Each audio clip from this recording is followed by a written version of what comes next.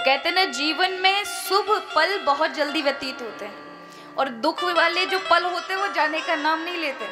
हम बड़ा धक्का देने की कोशिश करते हैं ये जाएं और अच्छे पल आएं, पर बुरे पल टिके रहते हैं और शुभ पल, अच्छे सुख के समय जो होता है वो जल्दी निकल जाता है। लेकिन कुछ ही पल सही, एक घड़ी आधी में पुनियाद, तुलसी संगत साधु की हरे कोटि अपराध। कुछ पल ही सही, कुछ उस पूरे जीवन का अगर हम काउंटिंग करें, गणित लगाएं अपने जीवन के पूरे वर्षों का, तो भले ही उसका आधा बराबर भी हमने भगवान नाम लिया या सत्संग लिया नहीं लिया, लेकिन कुछ पल ही सही जीवन में थोड़ा ही, तनिक ही सत्संग हमारे जीवन को परिवर्तन कर देता है, बदल कर रख देता है। प्रभु ने ये नहीं कहा कि 24 घंटे में 22 घंटे मेरा नाम लो, नहीं महाराज, व्यवहार कर्म भी तो आपको दिए हैं, लेकिन कहा हर कर्म में मुझे याद रखें। ऐसा नहीं कि अब संतों के तो धन ही राम है, वो तो 24 घंटे प्रभु का नाम लेना ही चाहिए, अनिवार्यता है। लेकिन ग्रस्त जीवन वाले किस प्रकार लें, क्योंकि उनके पास तो बहुत सारे कर्तव्य हैं, बहुत सारे व्यवहार हैं, कमाना भी है, बालकों के लिए भी समय देना है, फिर परिवार को देना है, फिर सामाजिक कार्यों को देना, फिर व्यवहार को देना है। ऐसे में वो भगवत नाम कब लें? बोले भैया उनके लिए समय कोई निश्चित नहीं है कि एक जगह बैठकर ही आप लीजिए। बोले भैया कर्म में भगवान नाम रख लीजिए, हर कर्म को भगवान का समझ लेंगे तो आपका 24 घंटे भजन होगा। यानी इस भाव से कर्म योग किसे कहते हैं? योग का मतलब होता है, योग युंज धातु से बना है, योग माने जुड़ना। अगर आपने जो भी हम कार्य करते हैं, जो भी कर्म करते हैं, आप मान के चलिए आप 8 घंटे कमाते हैं, अब आपकी कमाई के अलग अलग साधन होंगे। हो सकता है कोई व्यापार करके धन कमाता है, तो कोई दुकान पर बैठकर करता है, तो कोई कृषि कार्य को ही महत्व है, तो कोई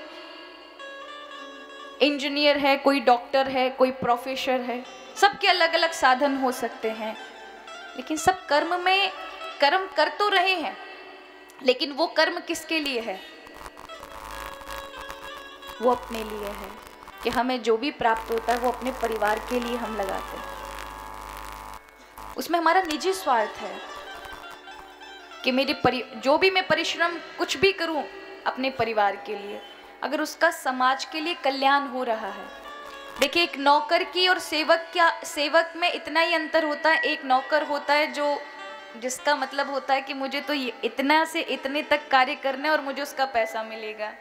लेकिन सेवक वो है कि उसे भले ही पैसा मिले, लेकिन उसमें वो समय नहीं देखेगा, भले उसके लिए और ज़्यादा समय लग जाए उस कार्य के लिए।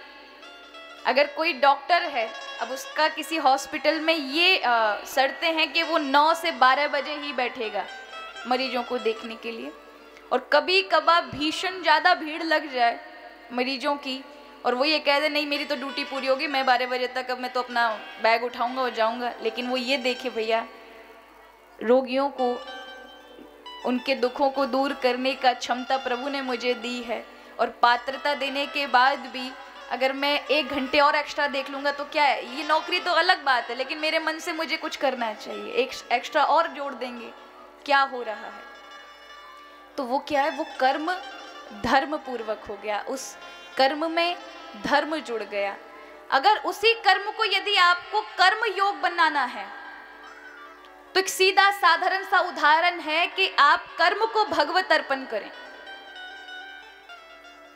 इस भावना से अगर आप कार्य कर रहे हैं तो ऐसे समझे आप ये कार्य नहीं कर रहे बल्कि सेवा कर रहे हैं। किसकी कर रहे हैं? हरि की कर रहे हैं महाराज।